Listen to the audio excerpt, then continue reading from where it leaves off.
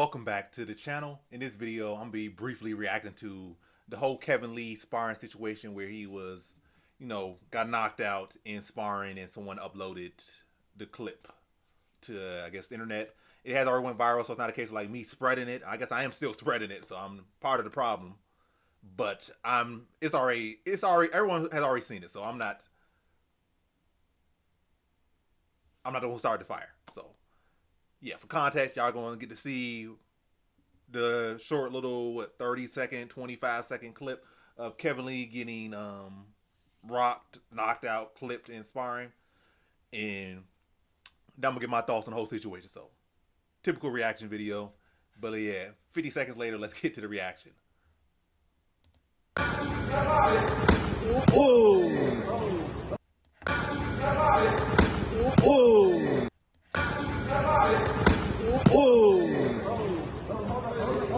That sounded way harder than it did when I saw it on Twitter.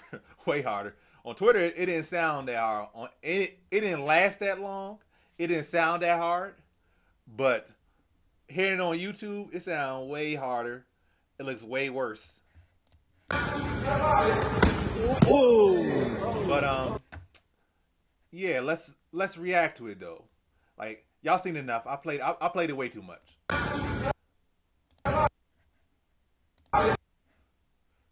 So firstly, matter of fact,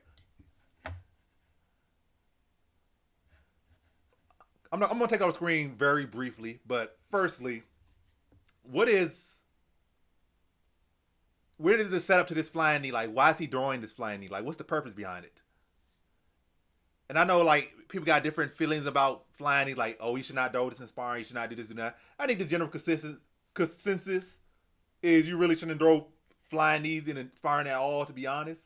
Well, not all, at all. Like I said, if you are like McGregor or you're the star and you got a big old fight coming up and, you want to incorporate flying knees because you feel like it's a pivotal part of you winning this fight or finishing the fight, yeah, by all means, mix up. Or say you're just a guy that's so great at flying knees that you can pull them very well and you could just set them up. Like, you could just, maybe touch them on the shoulder, touch them on the chest or whatever. Like, you could hit them like, yeah, if I wanted to, I could have landed this on you. Just the same way some people get like real dynamic and they got real good flexibility with their kicks and they could just touch you with their kicks and not like really hurt you with their kicks. Like a Stephen Wonderboy Thompson, like he could slap you with his foot if he wanted to. Like, he could do a perfectly set up, catch you off guard, no telegraph and still just touch you with it. Other guys, like, when they throw a kick, they gotta commit to it because their skill and flexibility is not there. But Kevin Lee, he's obviously not a guy that those flying knees or has a history of being successful with flying knees. So that's one guy, that shouldn't really be known flying knees, especially in a sparring session where they're not really working on anything. Kevin Lee don't got no big fight coming up. I don't know if this other guy got no fight coming up, but yeah, Kevin Lee should not be out here even drawing no flying knees. And then secondly, the setup. How's he even setting up this flying knee? Like, first off, he don't throw flying knees, so he's not good at them. He doesn't throw them.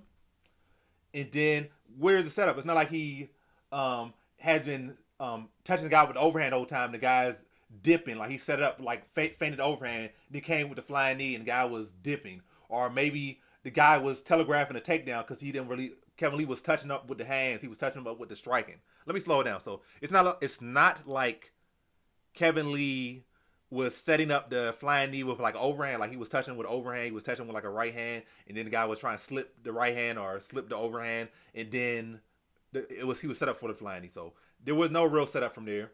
It's not like the guy was getting pieced up on the feet, and now he was telegraphing a takedown because he was, he wanted to switch up. Like, oh, Kevin Lee's getting the best of me on the feet, so now I'm baiting a level change. I'm trying to fake the takedown. So when either Kevin Lee's gonna catch me fading the takedown or going for the takedown and Kevin Lee sees that and he's throwing the flying knee. Right here, the guy's upright. There's no setup for it. There's no indicator for why he's doing it. And then on Kevin Lee's own, from his own words, he didn't even commit to the flying knee. We can see that he didn't commit to it. Like, and sometimes people do throw flying knees just to get you off them. Like, sometimes people just act crazy, throw a bunch of feints because they don't really got the skill, or maybe they don't want to use the skill in that certain situation to get the reaction they want to get out of you or to get you to move back. So, they start loading up on the right hand or something, like loading on the overhand, so you back up from them, or so you give them pause, like, oh, I want you making me nervous. You got me back against the cage, so now I'm gonna start faking a takedown. I'm gonna start faking an overhand or something. And sometimes people do a flying knee, like they'll do a front click, front click. They'll do a front kick or something, and then they'll like maybe switch stances a bit. They'll do a random flying knee out there where they're not really going anywhere. It's not really intended to land nothing, but it's intended to get a reaction out of the opponent and give them space.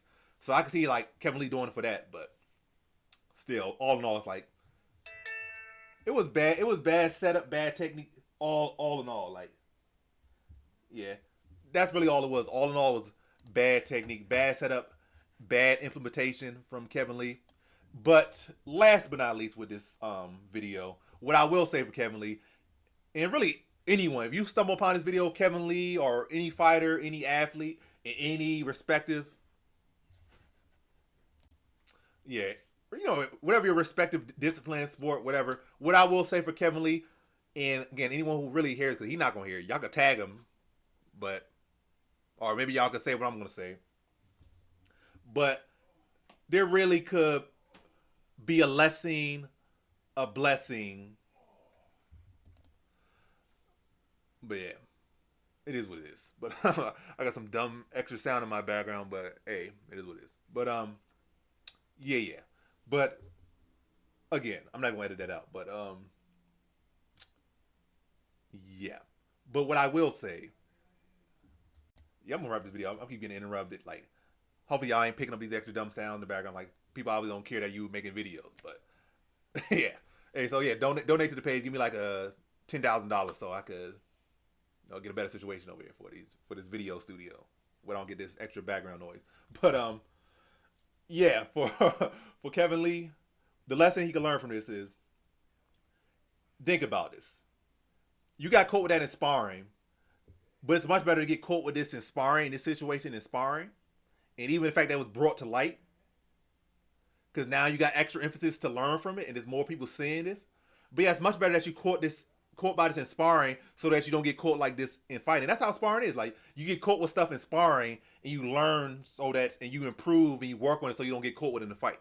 A lot of people be all great, like they feel like the man, because people in sparring go light on them, and then they start doing the same thing in fight, and somebody notices that and they catch you. Like Charles Oliveira literally got caught for doing the same thing against Islam Makhachev. Like, he was doing the same exact setup. He was doing the flying knee, not really covering much ground, not setting up the best, and he would like go up, come down, same spot, and all that Islam did was wait for him to come down, same spot, chin in the air, hit him with a hook, and it rocked it rocked Charles Oliveira and set up the finish of that fight.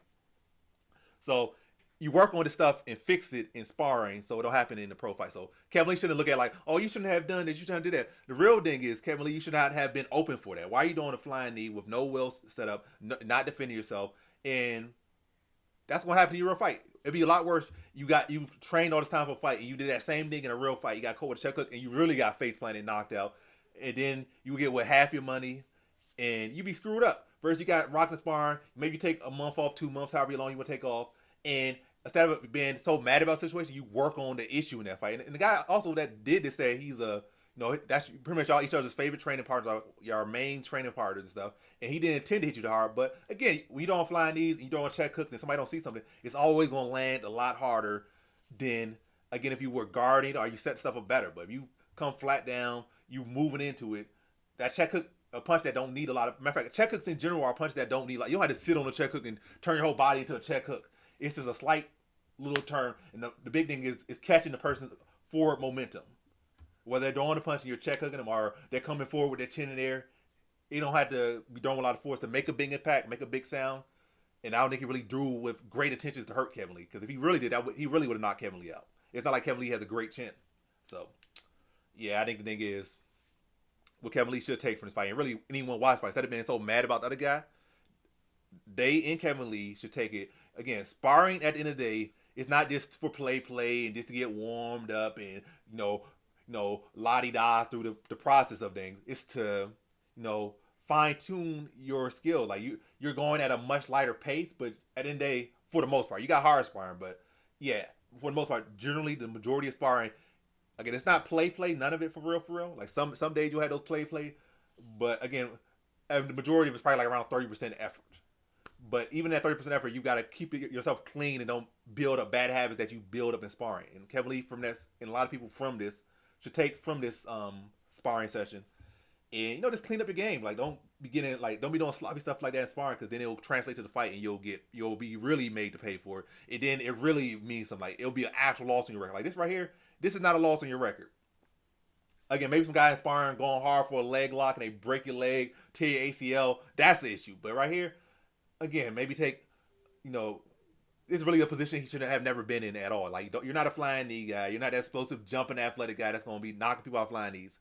And it's not like you're getting any younger, so you should really dial that back in general. And again, clean it up so it don't happen in sparring. And most importantly, it don't happen. Like make it so it don't happen again in sparring for you. And most importantly, make sure it don't happen in an actual fight. That's the real thing. Don't make sure clean it up so it don't happen in an actual fight. And then another thing, as far as his sparring partner, and it's really not even his sparring partner fight, his fault. I guess like he maybe went a little bit too hard, but the real thing is Kevin Lee, you were open for it. If you weren't open, like again, another big thing, if you weren't open for it, it would not happen to you. Whether it be in a real fight or a training fight, whether it be in a movie, wherever it's from, in a street fight, if you weren't open for it, you would have not got hit by it. If you weren't open for it, you had clean technique, you set up well, disguised it well, or whatever you were doing well, or just not threw out a meaningless flying knee, or fell short, or whatever you were doing with it, whatever reason behind it, or whatever number of reasons behind it, if you did not put yourself in that position, it would not have happened to you. So whether cameras are rolling, whether he intentionally did it, or whether he was trying to hurt you and put you on your face, it would not have happened to you if you, did it the right way, or just, and it is your fault. Like, not to put the blame on the victim, I guess, but it was your fault. And again, the sparring partner is not the guy who filmed it or put it up. He said he didn't know that Smiles was filming, put it up. Smiles probably just saw it and they feel like they could get a viral moment on it or get some clicks. I don't know whoever posted or wherever it was posted originally, but it says hit the whole web, at least the whole MMA sphere for the most part. But yeah, the reality, the fall is on the guy who recorded and posted it, not your training partner, but the guy who recorded and posted it, and you for being open for that. So again, last time saying it, work on cleaning up your game. Because again, take it as a lesson and not an L. Don't be so mad at your training partner. Again, you can be a little bit mad about it, or be maybe a lot of bit mad about it. But at the end of the day, don't be like go overboard with it and be so angry about it that you just get rid of that training partner or don't train with him no more. Because I don't think like it was his intention to hurt you, and it wasn't him who recorded and posted it, and it wasn't even him who even said his name. Other people looked him up and found his name and put him like, he didn't go out there and say, "Oh, I'm Rafiq Babibi," and I was the one who rocked him, and I put it on his Instagram or something like. Someone else put it up. Other people, went out like, "Who's this guy that rocked Kevin Lee?" And they found the guy, so they put his name out there. They put this and that, but he was just out there having a regular sparring session with you. You do something that you didn't set up well. You didn't defend yourself well. You left yourself exposed. He's sparring. His natural instincts were right to hit you with a check hook, because that's what happens. You come down, your chin in the air, you're not defending yourself, you're square, standing straight up. What punch you supposed to throw? You throw a check hook. You don't go out there, a guy's clearly open, he coming down like this, and I'm going to hit him with a jab and move, like, or I'm going to run away. Like, he's right there, open, instinct. You train day after day after day. The instinct, the right move to do there is what he drew, a check hook. That's what you do. The same way Islam hit Charles Oliveira, it's instinct. You train it. It's conditioning. He was not really trying to hurt you. You were just open for it. Perfectly open for it, and that's why it was a critical hit. But, yeah, that's been a video. But let me know y'all guys' thoughts on the whole sparring session and the situation. Should he get a new sparring partner? Should he just set up a real fight with the guy and squash the beef or something? Or you think the guy was in the right? Or do you think Kevin Lee was in the wrong? But we know who for sure is in the wrong. The person who recorded and uploaded without either fighter's consent. That's who was really in the wrong. That person should be disciplined. Like the person who recorded, you got to know who recorded it. They weren't too far from the thing. So like Robbie Lawler probably saw who did it, was recording it. Somebody probably saw who was recording, because that person was the one who uploaded. Like they had to see who was recording it. So that person should be disciplined and probably removed from the gym.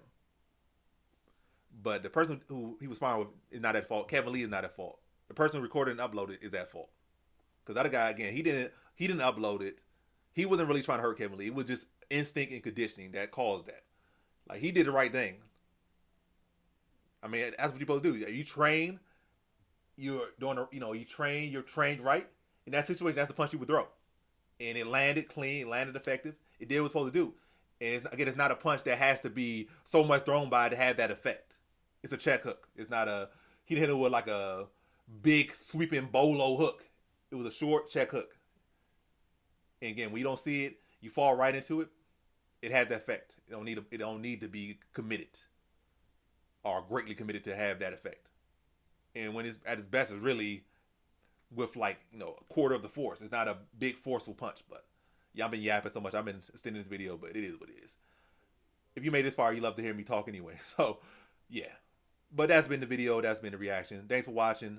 Like, comment, subscribe. Come back for more videos. Peace out.